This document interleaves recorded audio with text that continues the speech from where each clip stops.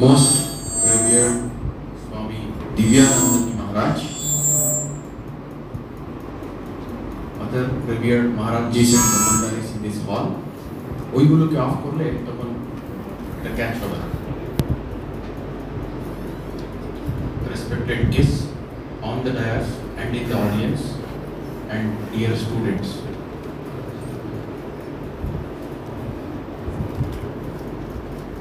আমি 15 minutes একটা Swamiji statement নিয়ে বলতে চাই। আজকে একটা স্টেটমেন্ট নিয়েছি, তাতেই আমার যা টপিক আছে ওটা কভার হয়ে যাবে। ওকে, স্বামীজি একাধিকবার একটা স্টেটমেন্ট নিজের শিষ্যদেরকে চিঠিতে লিখছেন। এটা কয়েকবার ক্যালকাটাতে যারা ছিল ওদেরকে লিখেছিলেন বিদেশ থেকে, এবং কয়েকবার মাদ্রাসে যারা ছিল ওদেরকেও লিখেছিলেন। স্টেটমেন্টটা দেখো এরকম: have faith that you are all born to do great things. স্টেটমেন্টটা কি? Have faith that you are all born to do great things। বিশ্বাস রাখো কি তোমাদের সব জন্মটা কিসের জন্য হয়েছে? মহৎ কাজ করার জন্য হয়েছে, এরকম একটা বিশ্বাস রাখো। এটা আদেশ, বেসিক্যালি হ্যাভ ফেথ মানে আদেশ দিচ্ছে, এই হ্যাভ ফেথ, এরকম বিশ্বাস রাখো বলে স্বামীজি এটা লিখেছেন। এই একটা অদ্ভুত statement, have faith that you are all born to do great things. আমাদের অবস্থা তো আমরা তো জানি, নিজের অবস্থা তো আমরা জানি।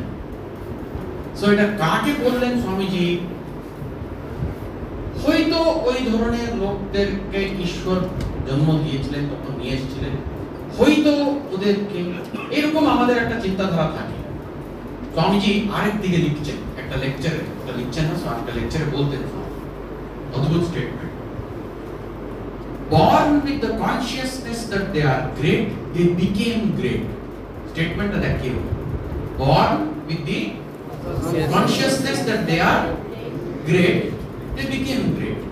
অদ্ভুত। তো যারা যারা অদ্ভুত মানুষ হয়েছে না হিস্ট্রিতে, ওরা নাকি জন্ম থেকে ওদের ভিতরে এরকম একটা আইডিয়া থাকে।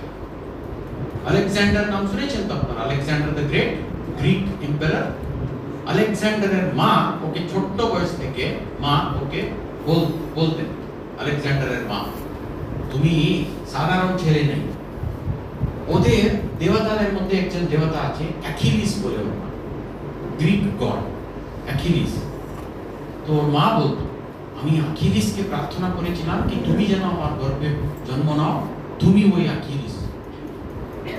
মা এখন ওর মা কি ভেবে বলতো এটা জানি না, এই ছেলে কিন্তু বড় হয়ে he believed that he was a god। অদ্ভুত ব্যাপার, বুঝতে পারছো না? উইনস্টন চার্চিলের নাম শুনেছো? কে ও? ব্রিটিশ প্রাইম মিনিস্টার ছিল। আমাদেরকে পছন্দ করতো না, হিন্দুদের হেট করতো, but then he was a great man in his own right. ও যখন ছোট স্কুলে যখন যেত, টিচার্সরা ওকে প্রচুর বকতো। ওর বুদ্ধিটা একটু অন্যরকম থাকে না, কিছু স্পেশাল চিলড্রেন থাকে এরকম, মানে for not a very sharp boy when he was a young child। So exam fail করতো। তো এক্সাম ফেল করে একদিন রেজাল্ট নিয়ে যখন বাড়ি আসছে, মা জিজ্ঞেস করছে কি হলো রেজাল্ট, সবকটা ফেল বলছে। তখন দেখো মা, দেখো কি ধরনের একটা মহিলা ও তুমি একটা নালায়ক, হ্যাঁ, এরকম না বলে উনি বললেন, না তোমার জন্য এই স্কুলটা ভালো নেই, বুঝলে, তুমি বাড়িতেই পড়াশোনা, হ্যাঁ, তুমি তো আমার ছেলে, তুমি বাড়িতেই পড়াশোনা করে তুমি যথেষ্ট করতে পারবে, যথেষ্ট বিদ্যাবান হয়ে যাবে বলে বলল। এই ছেলেটা স্কুলই গেল না, কলেজও গেল না।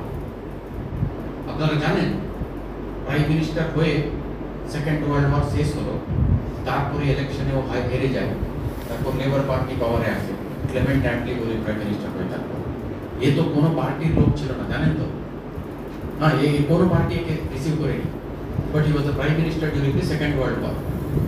তারপরে যখন হেরে গেল, প্রচুর টাইম ছিল হাতে, ও 6টা বই লিখে 6 volume history of the second world war বলে 6 ভলিউম একটা বই লিখেও তার জন্য ইংলিশে নোবেল প্রাইজ পাচ্ছেন, লিটারেচার। পড়াশোনাই করবো না, born with the consciousness that they are great, they became great. এই বিবেকানন্দের জীবনে তো আমরা দেখেছি, ছোট্ট ছেলে, ওর মা একটা অদ্ভুত কথা বলতেন। ছেলেটা তো, ছেলেরা ওই ছোট বয়সে ছেলের প্রচন্ড বদমাশি, তো যখন খুব বদমাশি করতে পারলি বাড়িতে, তখন নারায়ণের মা, স্বামীজির মা বলতো কি, আমি তো মহাদেবের কাছে প্রার্থনা করেছিলাম আমার একটা ভালো ছেলে হোক বলে, হ্যাঁ, উনি তো প্রার্থনা তো অ্যান্সার তো করলেন, কিন্তু নিজের একটা দৈত্যকে পাঠিয়ে দিয়েছেন। এই ছেলেটা এটা শুনতে শুনতে শুনতে শুনতে বড় হয়ে, হাউ ডু উই নো কি that idea did not work in this বয়? এটাও একটা প্রশ্ন। আমরা খুব ইজিলি আমরা বিশ্বাস করি না, শিবের একটা অংশই জন্মেছিল নরেন ভাই, আমার তো ওরকম কোনো কাহিনী নেই, তো নিজের জন্য ওরকম তো কোনো কাহিনী নেই, তো আমি তো কোনোদিন বড় হতে পারবো না। তো যারা বড় হবে ওদের আদৌ ওরকম একটা কাহিনী থাকা উচিত না রে ভাই। That is not how world works. You see, এই যে হ্যাভ ফেথ, এটার উপর একটা বই আছে, তোমাদের যদি কারো মনে রাখতে পারো তোমরা মনে রাখে এই বইটা পড়তে পারো। এটা অ্যামাজনে ওগুলো পাওয়া যায়, 300 টাকা বই। বইয়ের নাম হচ্ছে দ্য সায়েন্স অফ অপটিমিজম। বইয়ের নাম কি? Science of optimism. অদ্ভুত স্টাডি আছে, ভেরি স্মল বুক। টেড টক্স বলে একটা ইনস্টিটিউশন আছে, ওদের দ্বারা পাবলিশ করা হয়েছে এই বইটা। It is written by a Muslim psychologist called Tali Sharot, T-A-L-I-S-H-A-R-O-T, Tali Sharot. অদ্ভুত বই ওইটা। ওইখানে this person has studied এই হোপ, আশা, ফেথ, শ্রদ্ধা, এগুলো কিরকম কাজ করে মানুষের জীবনে। ও সুন্দরভাবে ওটাকে ওখানে উল্লেখ করেছে। ও স্টাডি করেনি, যারা স্টাডি করেছে ওইগুলোকে স্টাডি রিজাল্ট গুলোকেও he has written them. অদ্ভুত ব্যাপার। ওইখানে একটা প্যাসেজ আছে, ও বলছে ভালো স্টুডেন্টস ইন দ্য সেন্স যার ভিতরে একটা বিশ্বাস আছে আমি একটা ভালো স্টুডেন্ট, এটা কিন্তু নিজের একটা ইররেশনাল বিলিফ। তুমি কি ভালো স্টুডেন্ট? অ্যাকচুয়ালি মাপদণ্ড কোথায়? মার্ক, বিহেভিয়ার জানি না আমরা, but then every one of us has our own assessment. তো যদি কোনো ছেলে ভাবতে পারে কি আমি ভালো স্টুডেন্ট, তখন ওর জীবনটা একটা কার্ভে যায়। যদি কোনো ছেলে ভাবতে পারে কি আমি একজন বেওকুফ, বুদ্ধু, নালায়েক, ওয়ার্থলেস, ওর জীবনটা অন্য একটা কার্ভে যায়। এটা স্টাডি করেছে কয়েক হাজার স্টুডেন্টসদের জীবন। সো ওরা বলছে if a student believes that he is a good student, if a student is a good student, হ্যাঁ, ও যখন মার্ক পাবে ওটা অ্যাড হচ্ছে আমার ভিতরে কোয়ালিটি আছে না। তারপরে নাকি they find out that these students, এই ধরনের ছাত্ররা, if they fail they blame the system, they don't blame themselves. এটা অদ্ভুত ব্যাপার, মানে এটা স্টাডি আছে এটা। এন্ড ওটা উল্টো হয়, যারা পেসিমিস্টিক থাকে, যাদের কোনো সেলফ এস্টিম থাকে না, যাদের স্বামীজির এই কথাটা বুঝতে পারবে না, ওরা কান্ট হ্যাভ ফেথ, ওদের ব্যাপারে অন্যরকম। যখন ওরা ফেল করে, আমি তো নালায়েক, আমি আর কি করবো, আমার দ্বারা তার বেশি কিছু হবে না। এন্ড যদি কোনো ওদের বাই এনি চান্স যদি ওরা পাস করে, ওরা বলবে এক্সামটা তো সুবিধাই ছিল, সিম্পল ছিল, পাস করারই কথা। ব্যাপার স্টাডি করেছে, এরা বিবেকানন্দকে চেনে না, এরা এই স্টেটমেন্টই জানে না, মানে খুব অবজেক্টিভলি স্টাডি করে এইগুলোকে বের করে। ওই ভদ্রলোক ওই বইতে আরো দুটা এদের নাম লিখছে, ওর নাম হচ্ছে গিয়ে লিখে নিচ্ছি আমি, তো অদ্রিজার মতন নাই, সব কিছু মেমোরি থেকে পাট পাট পাট পাট পাট কোথাও একটাও ভুলও হচ্ছে না। Margaret Marshall and Jonathan Brown. Margaret Marshall and অদ্ভুত এদের স্টাডিজ আছে, কি অদ্ভুত বিউটিফুল, একেবারে ল্যাবরেটরির ভিতরে স্টাডি করার মতন স্টাডি এদের। এগুলো আমি কেন বলছি এগুলো পড়তে হবে রে, তখন না আমরা এগুলো বুঝতে পারি। দেখো একটা হচ্ছে গিয়ে সরল ছেলেরা, সরল মন, সরল হৃদয়, ওদেরকে বেশি কিছু বলতে হবে না। ওরা স্বামীজির কথাগুলো শুনলে ভিতরে ইমিডিয়েট পরিবর্তন শুরু হয়ে যায়। যাদের ভিতরে হয় না ওদের কিন্তু কাজ বাকি আছে, খুঁজে বের করা বাকিরা কি বলছে। যত খুঁজে বের করবে তুমি, যত ভালো ভালো জিনিস পাবে এই জগতে, সব ওটা কিন্তু তুমি ফাইনালি এসে স্বামীজির কাছে ওটা পৌঁছবে। He has touched those things. একটা আইডিয়া নেই, দাবি করে দিতে পারি একটা আইডিয়া নেই, অরিজিনাল আইডিয়া জগতে কারণ যে এই বলল। তো এখন প্রশ্নটা হলো হ্যাভ ফেইথ। ওভার কনফিডেন্স হয়ে যেতে পারে। Have faith that you will do great things. হ্যাঁ, এই ট্যালি শারপ কিন্তু ওটা নিয়ে লিখেছে, স্টাডি করেছে, ওরা স্টাডি থেকেও বের করেছে। আমাদের বিবেকানন্দও লিখেছে। স্বামীজি বলতেন, স্বামীজি রেগুলারলি ওয়ার্নিং দিতেন এই যে শিষ্যদেরকে, যাকে উনি এই কথাটা লিখেছিলেন না ওনাকে, ওদেরকে স্বামীজি লিখতেন কি do not be afraid of a small beginning, great things will come afterwards.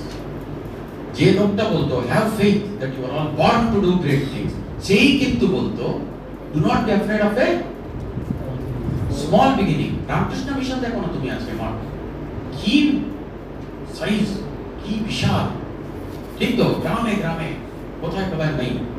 But যখন ওই চিঠিপত্র লিখতেন তখন কি ছিল? কিছু তো ছিল না, ছোট্ট একটা বিল্ডিং দিয়ে শুরু হয়েছে। Do not be afraid. আমাদের জীবনেও same. So this beginning small is the essence of faith. Tali Sharot লিখছে science of optimism, beginning small. আমাদের সমস্যাটাই হচ্ছে গিয়ে আমরা আইদার ভাবতে পারি বিশাল বড় জিনিস, বা আমরা কিচ্ছু নেই বলে নালায়ক বলে ভাবতে পারি। মাঝখানে কিন্তু আমরা কিছু ভাবতে পারছি না। সো ইনক্রিমেন্টাল গ্রোথ নিয়ে সবচেয়ে কথা বলছি, একটু ইনক্রিমেন্টাল গ্রোথ। আমি শুনছিলাম দেবাঞ্জন বাবু কিন্তু ওটা হিন্ট করলেন। তো একটু একটু ডেভেলপ, নিজের একটু একটু ইমপ্রুভমেন্ট। আপনারা জানেন একটা ব্যাপার, যদি প্রতিদিন 20 পাতা 20 পেজেস যদি আপনি পড়তে পারেন প্রতিদিন, কত পাতা পড়তে হবে? যে কোনো তোমার কিতাবের বই 20 পেজেস পড়বে, এক বছরে কত পড়া হবে জানো? ভাবতে পারবে না তুমি। 7,500 পেজেস পড়বে তুমি। 7,500 পেজেস মানেটা হলো 300 পেজ পর বুক বলে যাই আমি ধরি, 25টা বা 30টা বই। ভেবে দেখতো এক বছরে ভাই 30টা বই পড়েছ। বাট প্রতিদিন যদি আমরা প্রতিদিন 20 পেজ পড়তে কিন্তু বেশিক্ষণ লাগবে না, বাংলা হোক ইংরেজি, কি বলো? যদি আমি তোমাকে বলি 30টা বই আছে, দেখ এই পুরো লাইব্রেরিটা এগুলো পড়তে হবে, ভয় লাগে। তো এইটাকে কমপ্লিট করার মানে এই কাজটাকে কমপ্লিট করার রাস্তাটা কি? 20 পেজ অনলি পার ডে। এটা আমরা মানে কম্পেয়ারই করতে পারি না, বুঝতে পারছো? হ্যাঁ, সো এই ধরনের চিন্তাধারা আমাদের দরকার। Law of the apple seed বলে আছে, জানো? শুনেছো law of the apple seed? আরে ইয়ার, ওই সুপার বিউটিফুল একটা সাইকোলজিক্যাল আইডিয়া দেখো। 1 একর জমি আছে বলে ধরো, 1 একর জমি আছে। এখন 1 একর জমিতে কত অ্যাপল গাছ লাগাতে পারি আমরা? মোট 100 বা 50? কি 50 ধরবো না 100 ধরবো? 100 ধরতে পারি। 1 একর জমি বিশাল সাইজ, 100 গাছ আছে বলে ধরো। একটা গাছ একটা সিজনে একবারই ফল দেবে, ঠিক আছে? একটা গাছ এক বছরে, এক সিজন মানে এক বছরে একবার ফল দেবে। সো তার মানেটা হলো এক বছরে একটা গাছ ধরো 50 ধরি, 50টি অ্যাপল দেবে। হ্যাঁ, বা 25, কত ধরবো? 50 ধরো, তুই রাউন্ড নাম্বার থাকবে। তার মানেটা হলো এক বছরে 1 একর জমিতে আমি কত অ্যাপল পাবো? না রে, এক গাছে 50, এরকম 100 গাছ আছে, 5000 অ্যাপল পেলাম এক বছরে, শুধুমাত্র 1 একর জমিতে। আচ্ছা, এক একটা অ্যাপলে 5টা বীজ আছে বলে ধরবো, মিনিমাম তো 5 থাকে, 8 9 থাকে, 5 বলে ধরবো। তো এক বছরে 1 একর জমি থেকে কত বীজ পেলাম? 25,000 পেলাম, 25,000 সিডস। প্রত্যেকটা সিড কিন্তু একটা গাছ হতে পারে, ক্যাপাসিটি আছে।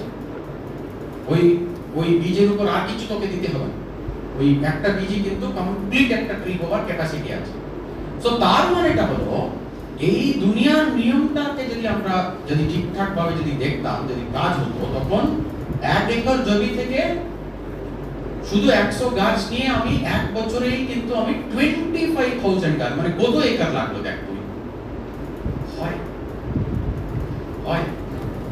হয় না।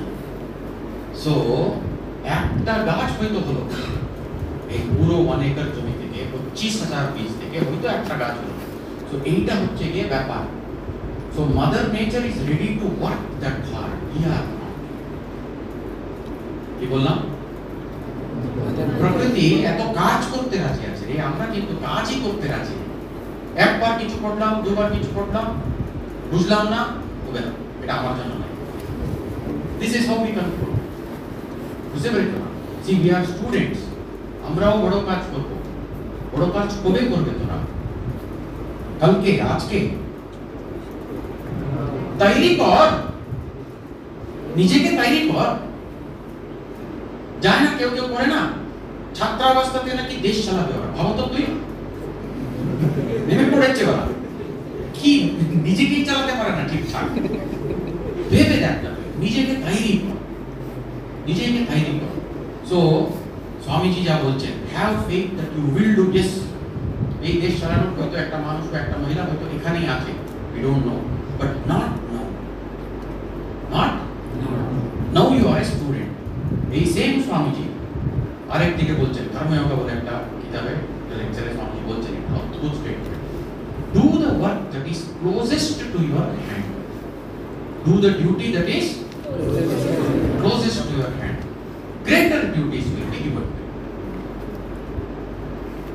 আমি ছাত্র, ফার্স্ট কি কাজ করতে হবে? দেশ চালাতে না, ফার্স্ট আমি পড়াশোনা, প্রথম আমি ঠিকঠাক পড়াশোনা, আমার সাবজেক্টে আমি এক্সপার্ট হব।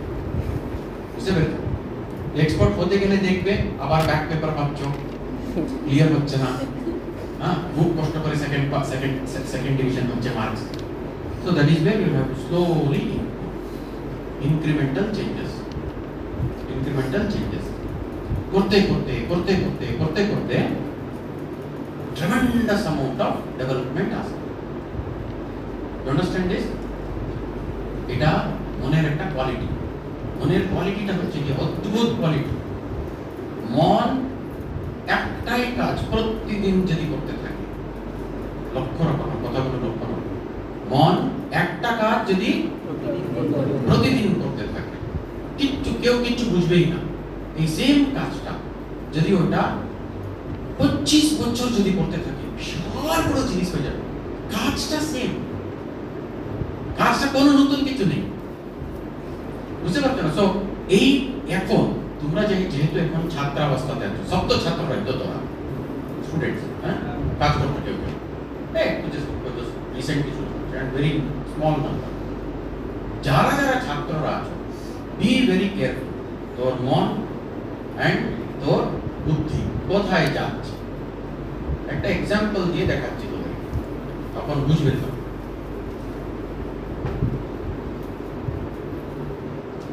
দেখ, শুনতে পাচ্ছ লাস্ট অব্দি? এই যে আমার পাগুলো যে আছে, আমার পা অ্যান্ড আমার চোখ। সো ধরো আমার উদ্দেশ্যটা হচ্ছে এর কাছে যাওয়া। আমার উদ্দেশ্যটা কি? I have faith that I will do great things. আমার উদ্দেশ্যটা এর কাছে যাওয়া। সো যেতে গেলে আমাকে কি করতে হবে? আমার পা এবং আমার চোখটা ওর কাছে রেখে প্রতিদিন হাঁটতে হবে, বাস। দূর অনেক আছে, তো প্রতিদিন হাঁটতে থাকলে এক সময়ে গিয়ে আমি ওখানে পৌঁছে গেলাম, ঠিক তো? না, একটা মজা দেয়, এইখানে জাস্ট 2 ডিগ্রি চেঞ্জ। ভাই কত ডিগ্রি? 2 degree 3 degree change. আমার চোখটা কিন্তু ঠিক এর উপর, উদ্দেশ্যের উপর। হাঁটতে গেলাম 10 বছর, 20 বছর, 50 বছর, জীবনটা চলে গেল কমপ্লিটলি অন্যদিকে। ডিফারেন্সটা খুব কম, এটা মনে রাখবি তোরা।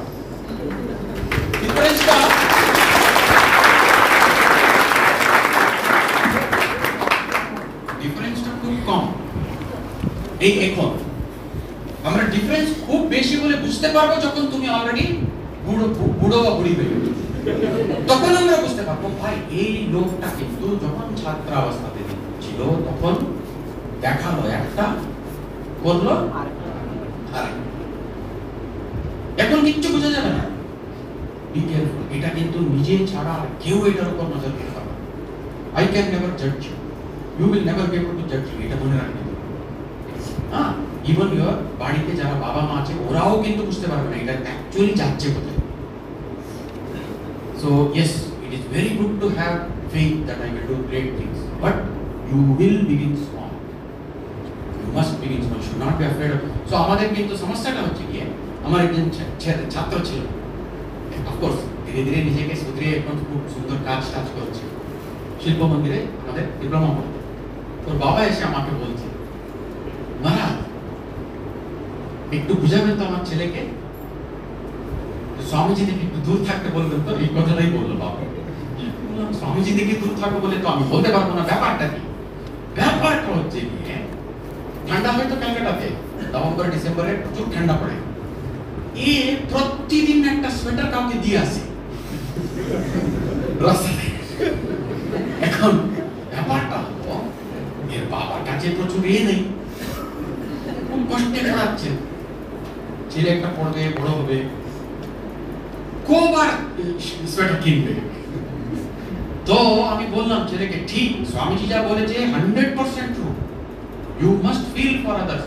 When is the question? When you have developed the capacity, অন্যদের টাকার দৌলতে তুমি কি করবে? ঠিক তো? হ্যাঁ? Yes, you will grow, you will become rich. মজা কোথায় জানো? হ্যাঁ, মহারাজ বলে, বড় মহারাজ বললেন, তারপর দেবাঞ্জন বাবু বললো, এটা যখন টাকা হয়ে যাবে না তখন অন্যরা কেউ চোখে পড়বে না।